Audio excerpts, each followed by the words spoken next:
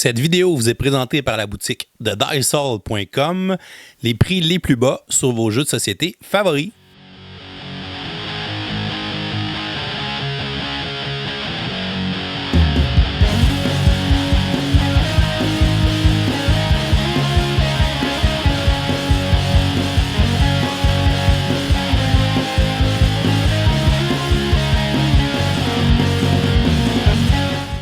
Bonjour chers amis joueurs, ici LP, bienvenue à ce nouvel épisode de Kickstarter sur un Ornat. Aujourd'hui dans les Ornat, épisode dans lequel je te présente le jeu Rolls for the Galaxy, qui est le jeu Race for the Galaxy, la version jeu de dés.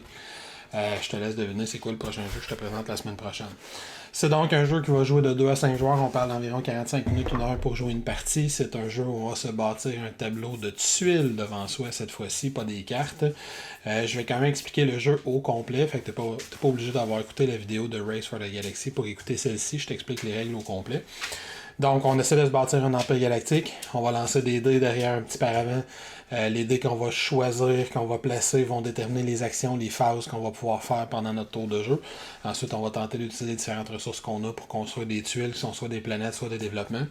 Et à la fin de la partie, celui qui va avoir le plus de points de victoire va l'emporter. Fait que, est-ce que c'est bon? Est-ce que c'est meilleur que l'autre? Est-ce que c'est moins bon que Race for the Galaxy? Ben, comme d'habitude, je t'indique comment on installe le jeu. Ensuite, je t'explique du mieux que je peux comment on y joue. Et je te reviens à la fin pour te dire ce que j'en pense. Donc, première étape de la mise en place, chaque joueur va avoir un petit plateau comme celui-là. Ici, il y a 4 informations importantes sur le plateau. Le nombre de dés que j'ai dans ma civilisation. En début de partie, on va commencer avec 2 dés dans sa civilisation. Le nombre de tuiles de développement et de colonies que j'ai. En début de partie, on va aller piger 2 tuiles dans cet énorme sac-là. Et chaque tuile va avoir un développement d'un côté indiqué en losange et une colonie de l'autre bord indiquée dans un cercle. On va décider de quelle façon on veut commencer. Il faut que je commence avec une de chaque. Fait que j'ai le choix de commencer avec ce développement, cette colonie-là, ou ce développement, cette colonie-là. Disons que c'est celui-là que je décide, qu'on va commencer comme ça. Et dans le bas, on va avoir l'argent que j'ai dans mon empire. On a un petit jeton qui sert juste à ça ici, un petit astronaute. On va le placer sur le 1 en début de partie. Chaque joueur va également avoir un petit plateau comme ça de phase qui va aller placer en dessous de son empire. Et chaque joueur va piger au hasard 2 tuiles de départ. Il y a une tuile double qui va piger dans un gros paquet de tuiles doubles comme ça ici. On reconnaît les tuiles de départ parce qu'elles ont des coins foncés. Et il y a une tuile simple qu'on va piger aussi dans mon gros paquet de tuiles de départ simples. Qui ont également les 4 coins foncés. On voit que les autres tuiles que j'ai pigées n'ont pas de coins foncés. On va placer ça devant son empire. Tout ce qu'il me reste à faire, c'est d'aller chercher ma tasse d'empire comme ça ici. Et on va aller mettre 3 dés blancs à l'intérieur de cette tasse-là pour commencer. Selon les tuiles que je vais avoir placées, certaines tuiles vont modifier, la plupart des tuiles en fait vont modifier le nombre de dés que j'ai en début de partie. Lui par exemple me dit que je vais commencer avec un dé rouge de plus dans mon Citizenry. Fait que toutes les dés, on va les garder ensemble. C'est un jeu qui a énormément de dés. Fait que je vais aller prendre un dé rouge et il va commencer dans mon Citizenry. Mon Citizenry, c'est mon empire, c'est la petite zone qui est juste ici. Mon monde de départ peut m'indiquer aussi que je vais commencer avec un type de dé particulier. Lui, il me dit que je vais commencer avec un good, avec un produit directement sur cet empire-là. Je vais donc commencer à prendre un dé de la couleur de la planète. Je peux le mettre sur la face du produit si je veux. Et je vais aller le placer juste ici. Cette planète-là a déjà un produit dessus. Les autres choses que je vais avoir à faire, on va prendre une série de 5 tuiles de phase comme ça ici, numérotées 1, 2, 3, 4, 5. On va les mettre du côté X. Puis on va aller se placer ça en plein centre de notre surface de jeu pour les voir. Les 5, dis-je, on va aller chercher 12 points de victoire. On a des jetons de 1, des jetons de 5, il y a également des jetons de 10. On va aller s'en chercher 12 points de victoire par joueur. Donc, mettons que j'installe une partie à 3 joueurs, on va aller chercher 36 points. Et finalement, je ne m'en servirai pas beaucoup dans cette vidéo-là, mais chaque joueur va avoir un paravent. Dans ce jeu-là, on va rouler ses dés derrière le paravent. On va activer ses dés derrière le paravent. Là, je viens de toucher à terre. Donc, on va garder le paravent dans sa zone de jeu, près de soi, pour pouvoir cacher ce que l'on fait. Mais le paravent, je ne m'en servirai pas beaucoup, moi, dans mon vidéo. Avant de commencer les règles en tant que telles, comment gagne-t-on par tour, mais c'est un jeu où on va marquer des points de victoire. Le jeu peut se terminer de 2 façons. Le tour de jeu où la pile de points de victoire est vide, c'est le dernier tour de jeu, on en joue pas un de plus, celui qui a le plus de points de victoire à la fin du tour, on l'emporte. Je précise que si on vide la pile de points de victoire, les joueurs peuvent continuer à en gagner quand même, ça fait juste indiquer que c'est le dernier tour de jeu. Sinon, au fur et à mesure que la partie va avancer, on va ramasser des tuiles et on va aller placer des tuiles dans son empire. Fait que peut-être que je vais avoir construit ça, peut-être que je vais avoir construit ça, ainsi de suite. Dès qu'un joueur atteint 12 tuiles placées dans son empire, incluant les 3 tuiles qu'il y avait déjà. Fait que si je place une tuile ici et j'en place 4 autres là, bien ce tour de jeu-là sera le dernier. À la fin de ce tour de jeu-là, on va compter les points de victoire et celui qui en a le plus va l'emporter. Maintenant, la structure du tour de jeu en tant que tel. Dans un tour de jeu, chaque joueur va lancer tous ses dés qu'il y a dans son cop derrière son écran. Je rappelle que chaque joueur a un écran que je ne mettrai pas pour que ça soit plus clair dans mon vidéo. Il va assigner ses dés à son plateau de phase personnel. Selon la façon qu'ils ont assigné ses dés, ça va activer l'une des 5 phases. Quand chaque joueur va avoir fini de faire son placement, on va révéler tous les paravents en même temps et on va regarder chaque joueur a activé quelle phase. Fait que si 3 joueurs activent 3 phases différentes, par exemple, ben c'est ces 3 phases-là qui vont être actives pendant le tour de jeu. Si les 3 joueurs activent la même phase, ben il y a juste cette phase-là qui va être active pendant le tour de jeu. Vous avez compris le concept. S'il y a 2 joueurs qui activent une phase, puis le troisième en active une autre, il va y avoir juste 2 phases disponibles. Et ensuite, on résout les phases en ordre numérique. Fait qu'il va y avoir une phase d'exploration, de développement, de colonisation, de production et d'expédition, de vente. Et à la fin du tour de jeu, on va avoir une petite gestion de notre empire à faire, dépenser des sous, de l'argent qu'on a pour pouvoir récupérer des dés qu'on met dans notre coupe. Fait que maintenant, on va aller voir toutes ces phases-là plus dans le détail, comment ça fonctionne. Je vais faire les 2 premières phases en même temps. La phase de rouler ses dés et d'assigner ses dés. Fait que disons qu'on est un petit peu plus tard dans la partie et disons que j'ai quelques dés de plus. J'ai ces 2 dés-là qui sont dans mon cop. Fait que j'ai ces 5 dés-là. Quand on roule ces dés, je rappelle que normalement, c'est fait derrière mon paramètre. C'est donc quelque chose que je fais secrètement. Il y a un de mes dés qui va servir à activer les phases, peu importe son symbole, et les autres dés vont être assignés aux actions qui sont représentées sur le dé. Fait que dans mon exemple, je pense que j'étais comme ça, ou disons que j'étais comme ça pour l'exemple. Fait que dans mon exemple, ce dé-là, c'est un dé de production, ce dé-là, c'est un dé d'expédition, ce dé-là, c'est un dé de développement, et ces 2 dés-là, c'est des dés d'exploration. Je sais que de base, c'est ça mes actions que je vais avoir de disponibles, c'est ça les phases auxquelles je peux participer. Par contre, il y a un de mes dés que je dois assigner pour débarrer, pour déclencher l'une des phases. C'est le dé que je veux, et son symbole n'a pas d'importance. Fait que je pourrais dire, par exemple, ben mon dé de production, je vais le laisser faire, mais avec ce dé-là, je vais activer la phase d'exploration. Fait que je sais que je vais avoir 3 actions d'exploration, puis c'est sûr parce que je l'active. Si un joueur active la phase de développement, je vais avoir une action de développement. Et si un joueur active la phase de livraison, je vais avoir une action de livraison. Si j'avais plutôt décidé de prendre ce dé-là et de le placer ici, par exemple, ben, si un joueur active exploration, j'ai 2 actions. Je sais que je vais avoir 2 actions de production parce que je le débloque et j'ai une action de plus. Et je vais également avoir une action de livraison si quelqu'un débloque cette phase-là. Fait que donc on place ces dés comme on veut. Disons que dans mon premier exemple, j'ai placé ça comme ça ici. On place nos dés comme on veut. Et quand on est prêt, ben, on révèle à tout le monde en même temps qu'est-ce qu'on a fait. Quand on l'a révélé, ben, on va aller regarder sur la petite strip comme ceci, sur cette petite tuile, c'est quoi les actions qui ont été débloquées par chacun des joueurs. Fait que dans mon cas, moi j'ai débloqué l'action d'exploration. Fait que sur les tuiles qu'on a au-dessus de la surface de jeu, ben, on va aller prendre l'action d'exploration et on va la débloquer cette phase-ci. Chaque joueur va pouvoir faire une action d'exploration. Pas juste moi, tous les joueurs vont pouvoir la faire. Disons que le joueur numéro 2, lui, a placé son dé sur l'action de Settle. Ça veut dire qu'on va débloquer la phase de Settle. Et disons que le joueur numéro 3 a également placé son dé sur l'action Settle. Ben, ça veut dire que lui aussi va débloquer Settle. Ce qui veut dire que pour la résolution de phase, on va avoir juste 2 actions qui vont se faire pendant le tour de jeu. Bon, dans mon cas, j'étais placé comme ça. Ici.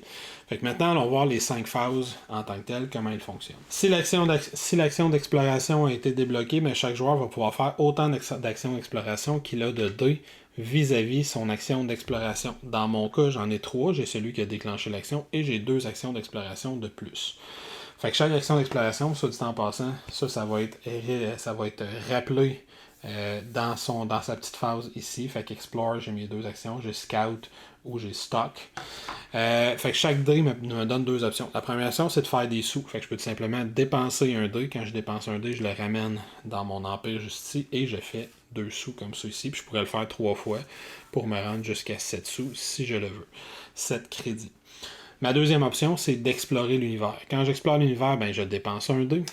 je décide si je jette des tuiles. Juste pour l'exemple, disons que cette tuile-là ne m'intéresse pas, c'est une colonie qui ne m'intéresse pas, fait que je décide que je la jette. Je vais la mettre sous la tuile d'exploration pour montrer que je l'ai jetée. Et ensuite, je vais piger dans le sac une tuile, plus une tuile par tuile que j'ai jetée. Dans mon exemple, j'ai jeté une tuile, je vais donc piger un total de 2 tuiles. Je regarde les 2 tuiles que j'ai pigées. Je les mets du côté que je veux. Fait que soit je vais en faire des colonies, soit je vais en faire des développements. Disons que moi, je vais le placer comme ça. Comme j'ai rien sur ma pile de colonies, je vais aller le placer juste ici. Et ce développement-là va aller en dessous de celui que j'ai déjà. Fait que maintenant, j'ai 2 développements que je peux justement développer et j'ai une planète que je peux coloniser. Et j'ai dépensé un 2e dé. Fait qu'avec mon 3e dé d'action, ben j'aurai la même option. Soit je jette 0, 1, 2 ou 3 tuiles pour piger respectivement 1, 2, 3 ou 4 tuiles. Et là, je vais les placer en dessous de ça, quand je vais celles que je décide de jeter. Soit je fais 2 sous avec ça. Quand j'ai terminé mon action complète d'exploration, ben, toutes les tuiles que j'ai été placées en dessous, je les retourne dans le sac. Plus tard dans la partie, moi ou un autre joueur pourront potentiellement les piger. Dans la deuxième phase, si elle est activée, c'est la phase de développement. Cette phase-là est extrêmement simple. Je gagne un nombre de points de développement égal au nombre de dés que j'ai. Dans mon cas, j'ai 1 point de développement. Fait que je vais prendre mon dé de développement et je vais aller le placer sur le premier développement qui est sur le dessus de ma pile. Je ne peux pas aller commencer un développement qui est en dessous. Dans mon cas, mon premier développement de valeur de 2, j'ai un dé dessus. Fait que mon développement n'est pas terminé. Si j'avais eu, à la place d'être placé comme ça, si j'avais eu un 2e dé, disons comme ceci, mais là, je vais aller placer mes 2 dés de développement et comme le nombre de dés qui est dessus est égal à la valeur du développement, ce développement-là va être complet. Dans mon exemple, j'en avais placé juste un, ça veut dire que je vais continuer à faire toutes les autres phases de jeu, puis mon dé va rester pris là, entre guillemets. Si au tour suivant, je réussis à rouler des dés et je me place d'autres dés de développement, bien, au tour suivant, je vais aller placer un dé comme ça ici. Ce développement-là va être complet. Quand un développement est complet, on va le prendre, on va le placer dans sa zone de jeu. Et comme j'ai un autre développement qui est juste en dessous, bien, le dé en dessous, il va continuer tout de suite à préparer le développement suivant. Fait que les développements vont se faire sur plus qu'un tour de jeu généralement. Surtout ceux qui ont des très grands nombres, là, par exemple un développement de valeur 4 ou pourquoi pas un développement de valeur 6, généralement. On va faire ça en plusieurs tours de jeu. Les développements, quand on les fait, généralement, ils vont activer des pouvoirs. Fait que tous les développements vont avoir un pouvoir qui est indiqué, celui-ci. Lui-ci, par exemple, il me dit que je peux réassigner un dé blanc à n'importe quelle autre phase. Ça veut dire que maintenant que j'ai ce développement-là, quand je lance mes dés, dans ma phase où j'assigne mes dés, je vais pouvoir prendre un dé blanc et peu importe son symbole, une fois par phase de jeu, pas avec plusieurs dés, mais peu importe son symbole, je vais pouvoir le mettre vis-à-vis une autre case, sans nécessairement déclencher l'action, sans avoir à débloquer l'action. Ça va me permettre de manipuler un petit peu mes dés. La troisième action, l'action de colonisation, fonctionne exactement comme les développements. Fait que si j'avais eu, par exemple, des dés de colonisation comme ça ici, disons que j'avais roulé ça ici comme ça, ben ça me donne 2 points de colonisation parce que j'ai 2 dés de colonisation. Fait qu'on va les placer en remplissant les planètes une par une. Fait que mon premier point de colonisation, il va s'en aller comme ça ici. J'ai atteint le chiffre qui est demandé par la tuile, le 1, donc ce dé-là, je le dépense. Cette tuile-là, je vais la placer dans ma zone de jeu comme ça ici. Et ensuite, malheureusement, mon autre dé de colonisation, j'ai plus rien à coloniser, fait que ce dé-là n'est pas utilisé. Un dé qui n'est pas utilisé retourne dans la coupe. Que font les tuiles de civilisation? Ben, généralement, les tuiles de civilisation, c'est eux autres qui me donnent des nouveaux dés. Fait que lui, par exemple, il me dit je peux enlever n'importe quel dé de mon empire et le remplacer par un dé rouge. Fait qu'une fois que je construis ça, je pourrais dire, ben tiens, ce dé-là, je le veux plus. À la place, je veux un dé rouge. Je reviendrai à la fin de la vidéo pour voir les différents types de dés, qu'est-ce qu'ils font. Lui, qu'est-ce qu'il me dit? Ben, il me dit je vais gagner un nouveau dé bleu que je vais mettre directement dans ma coupe. Je vais aller chercher un dé bleu quand je construis. J'ai réussi à construire ce monde-là. Et je vais aller le placer dans ma coupe. Fait que j'ai déjà dans mon cas 2 dés de plus que je vais pouvoir rouler au prochain tour, ainsi de suite. Fait que chaque monde va me donner accès à des nouveaux dés. Des fois, ça va me faire éliminer des dés au passage. Des fois, ça va tout simplement les ajouter. La quatrième phase, si elle est activée, c'est la phase de production. Si la phase de production est activée, ça me permet de placer chacun de mes dés qui est en format production sur l'un des mondes qu'il peut produire. Les mondes qu'il peut produire sont les mondes qui ont un cercle de couleurs, fait que soit brun, soit bleu. Je peux avoir des mondes jaunes, je peux avoir des mondes verts, mais les mondes gris ne comptent pas. Les mondes gris ne peuvent pas produire. Le monde qui est juste ici ne peut pas produire. Fait que pour chaque dé que j'ai en production, je vais tout simplement le placer sur l'un des mondes qui peut produire de mon choix tout simplement. Et si j'avais eu plusieurs dés, disons que celui-ci, s'il avait été sur cette face-là aussi plutôt qu'être sur le petit vaisseau spatial, ben j'aurais pu aller produire comme ça ici. Là, si j'étais dans cette situation-là et je roulais encore au prochain tour de jeu, disons, des dés de production, ben là, j'aurais nulle part où les placer parce que tous mes mondes qui peuvent produire ont déjà un dé de production. Et finalement, la phase de shipping, c'est la phase où on peut vendre les différents produits qu'on a juste ici. Fait que si on vend un produit, chaque petit vaisseau spatial qu'on a de placé, ou chaque symbole qu'on a, si par exemple j'ai débloqué l'action de shipping avec ce dé-là, puis j'ai 2 petits vaisseaux spatials en dessous, ben, ça veut dire que j'ai 3 actions de shipping. Fait que chaque action de shipping me permet de vendre un des dés qui est dessus. On peut vendre les dés de 2 façons. On peut les vendre pour de l'argent. Si on les vend pour de l'argent, tout ce qui compte, c'est la couleur du monde sur laquelle se retrouve le dé. Le dé lui-même n'a pas d'importance.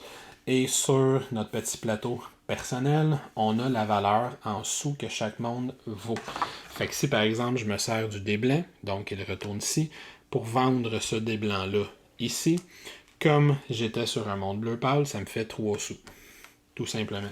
Si avec le même dé blanc, j'avais vendu le dé brun qui est ici, comme il est sur un monde brun, la couleur du dé n'a pas d'importance, ben c'est 4 sous que je ferais. Si je veux un dé qui est sur un monde vert, c'est 5 sous. Si je veux un dé qui est sur un monde jaune, c'est 6 sous. Je le répète, c'est super important. Si je vends pour de l'argent, la couleur du dé n'a pas d'importance. Ni le dé qui est sur la planète, juste ici, ni le dé que j'utilise moi-même pour vendre. Maintenant, la deuxième façon que je peux vendre, c'est vendre pour des points de victoire. Si je veux vendre pour des points de victoire, ben là, chaque dé que je vends va me rapporter un point de victoire. Par contre, je peux aller chercher des bonus. Si le dé que je vends est de la même couleur que le monde sur lequel il se trouve, je vais gagner un point de victoire supplémentaire. Si le dé que j'utilise pour vendre est de la même couleur que le monde sur lequel je veux vendre, ben je vais faire un point de victoire supplémentaire en plus. Dans ce cas-ci, les dés mauves sont des wild. Ils sont des wild autant comme ressources, comme produits, si j'étais comme ça par exemple, qu'ils sont wild comme, vaisseau de livraison. Faisons quelques exemples pour bien clarifier. Je prends ce dé-là blanc qui ne correspond donc à aucun monde et je vends le produit qui est ici. Le produit n'est pas de la même couleur du monde, donc je fais un point de victoire. Ces dés-là, je les ai utilisés, ils retournent ici. Je prends le dé bleu qui est ici. Je veux vendre le dé blanc qui est ici. Le dé bleu correspond au monde sur lequel le dé blanc se trouve, mais pas le dé blanc. Je fais donc un point de victoire de plus. Donc, je fais 2 points de victoire. Ensuite, les CD-là, évidemment, vont retourner ici. Ensuite, je veux vendre le produit qui est ici. Fait que donc, il va me rapporter un point de victoire. Comme le dé correspond au monde sur lequel il se trouve, ça va me rapporter un point de victoire de plus. Et comme j'utilise un dé mauve pour vendre, les dés mauves sont considérés comme étant wild en ce qui est trait à la production et à la vente. Ça veut dire qu'il est brun, donc je vais faire un 3e point de victoire. Fait que ça va m'avoir rapporté 3 points de victoire à aller vendre ce produit-là. Je précise évidemment que si j'avais utilisé par exemple, je viens d'échapper mon dé, si j'avais par exemple un dé bleu qui était juste ici et j'utilisais un dé bleu pour vendre celui-là, c'est la même chose. J'ai un dé, donc un point pour le vendre, un point de plus parce que le dé correspond à la couleur et un point de plus parce que le dé que j'utilise pour vendre correspond à la couleur du monde aussi. Donc on va essayer d'aller faire des effets de combo comme ça et de maximiser. Fait qu'on a déjà su l'un des dés, il sert à quoi? Le dé mauve a toujours la couleur du monde sur lequel il se trouve quand on le vend et a toujours la couleur du monde sur lequel il va vendre quand on s'en sert comme petit vaisseau. Quand mon tour de jeu est fini, ben tous les dés que je n'ai pas utilisés vont retourner dans ma cope. Fait dans ce cas-ci, j'ai déjà 3 dés que je n'ai pas utilisés.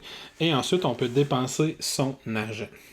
Fait que je peux dépenser chaque dé que je veux ramener à l'intérieur de ma coupe va me coûter 1 sou. J'ai 6 sous présentement, fait que je pourrais dire tiens, je vais ramener ces 3-là pour 3 sous, 1, 2, 3, puis je vais ramener ces 3-là également pour 3 sous, 1, 2, 3.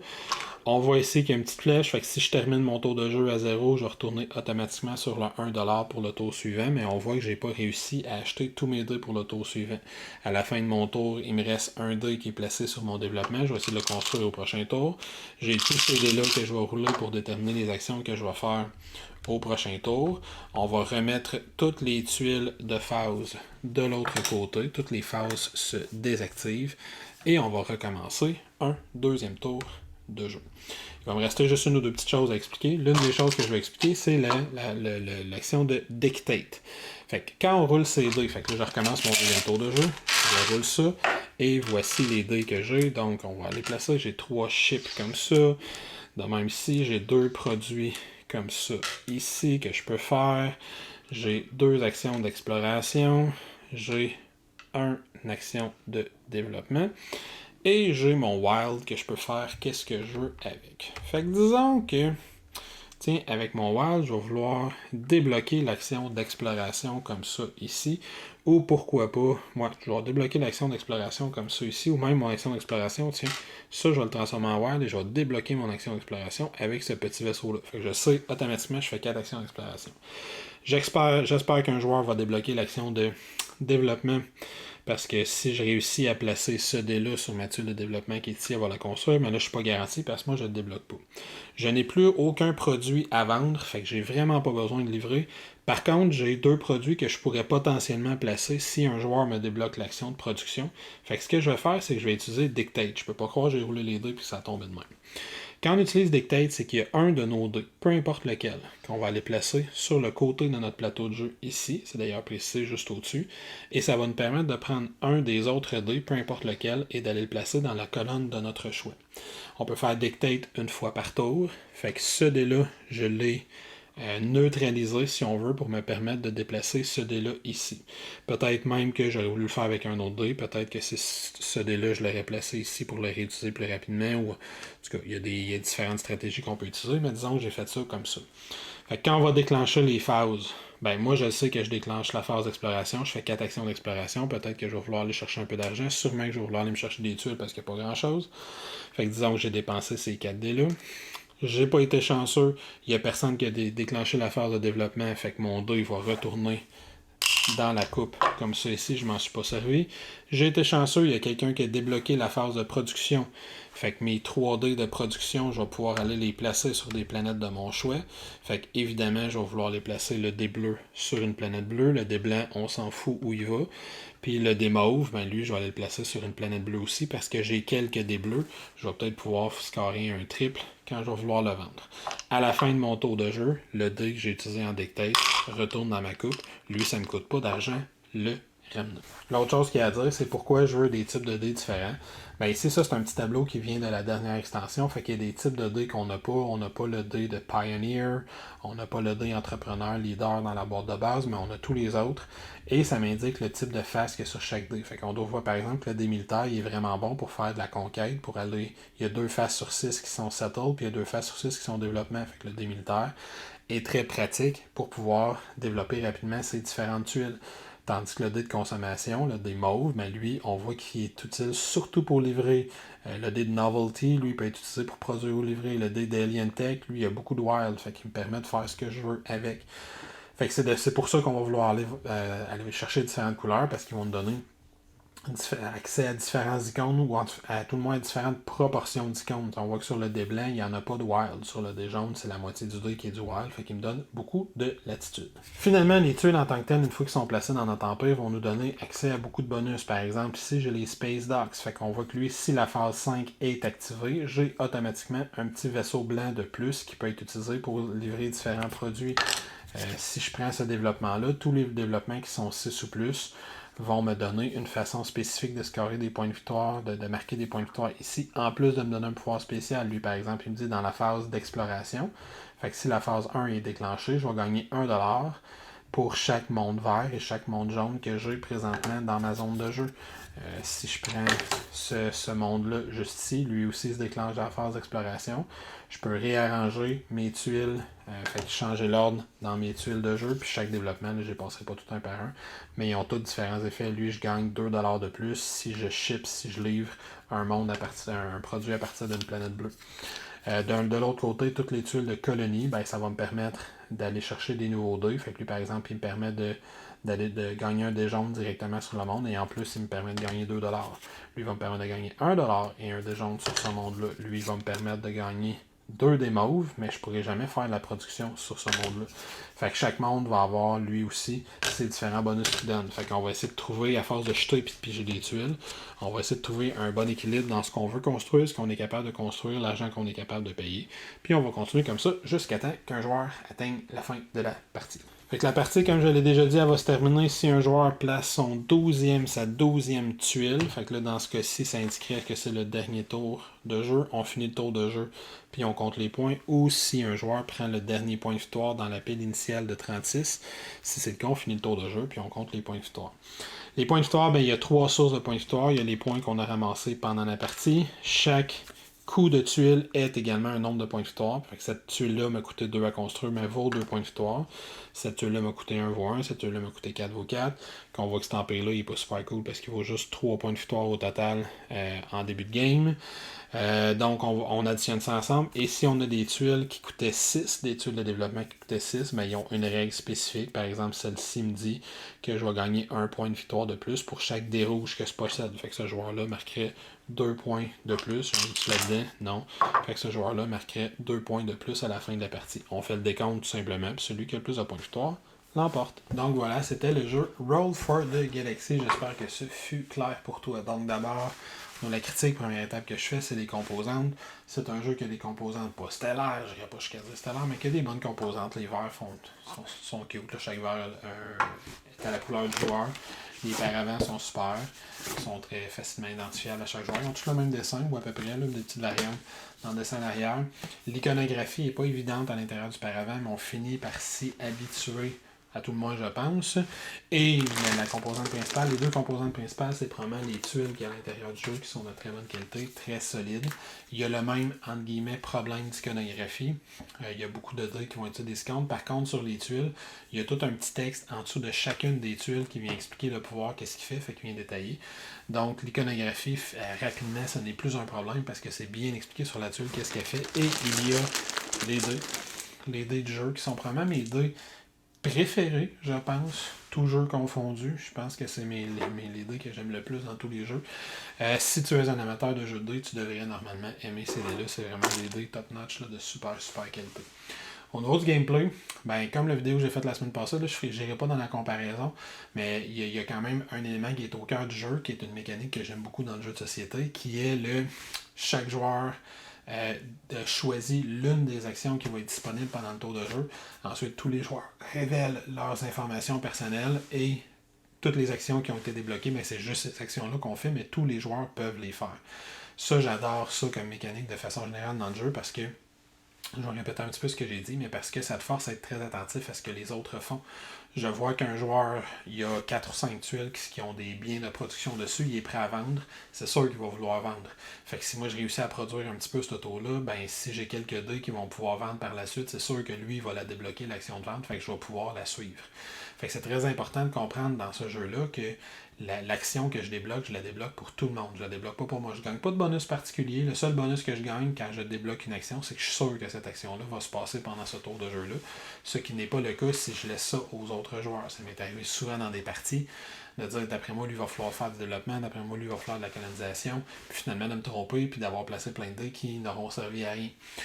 J'aime l'espèce le petit mécanisme qui te permet de pas trop prendre de retard, parce que si j'ai placé beaucoup de dés qui finalement ne servent à rien, ces dés-là ne me coûtent rien à réutiliser au tour suivant, alors que le joueur d'en face, peut-être qu'il a colonisé une planète qui valait 6, mais ces 6 dés, il va falloir qu'il paie 6$ pour les récupérer et les réutiliser le tour suivant. Fait que je trouve que c'est une très belle mécanique à l'intérieur du jeu.